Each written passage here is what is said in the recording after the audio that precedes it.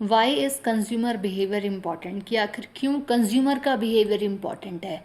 So the question देखिए, ध्यान से रखिए, यहाँ पे पूछा है कंज्यूमर का बिहेवियर क्यों इम्पॉर्टेंट है। क्वेश्चन ये नहीं है कि हमारे कस्टमर का बिहेवियर क्यों इम्पॉर्टेंट है।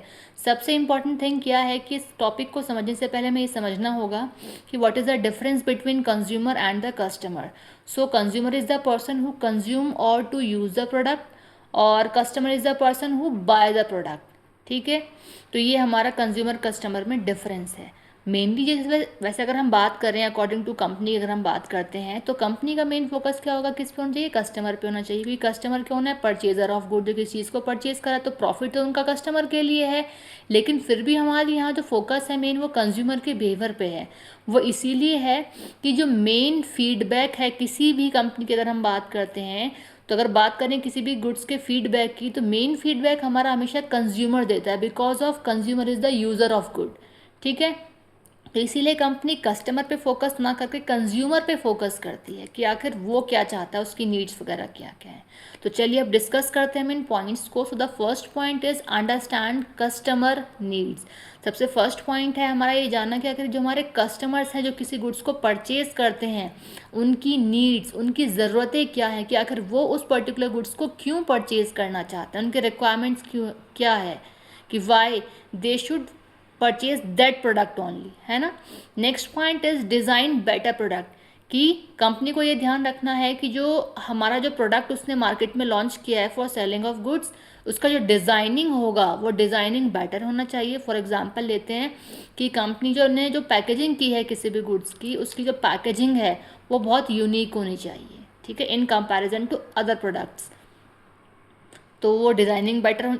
अब डिज़ाइनिंग बेटर क्यों है, बोलते हैं ना first impression is the last impression. तो फर्स्ट इंप्रेशन पड़ता है हमारा गुड्स की डिज़ाइनिंग को देख करके, कि आखिर वो देखने में दिख कैसा रहा है। बाद में आते हैं ना उसकी क्वालिटीज़ वगैरह क्या हैं, ये टच करने के बाद कि आखिर वो कैसा है क्या नहीं। तो फर्स्ट थिंग इज़ दैट कि डिज़ाइनिंग उसकी अच्छी होनी चाहिए। Next point is fix the right price, कि जो प्राइस हम किसी भी गुड्स का रख रहे हैं वो प्राइस बिल्कुल परफेक्ट होना चाहिए, नॉट टू हाई और नॉट टू बिलो और टू लो द प्राइस। जो प्राइस होगा वो मीडियम होना चाहिए, जिससे कि हमारे मार्केट के हर टाइप का कस्टमर जो है उस गुड्स को परचेज कर सके और उसको यूज़ कर सके। बिकॉज ऑफ जब तक एक कंज्यूमर उसको यूज़ नहीं करेगा तब तक फीडबैक हमें लोगों का, पब्लिक का नहीं मिलेगा।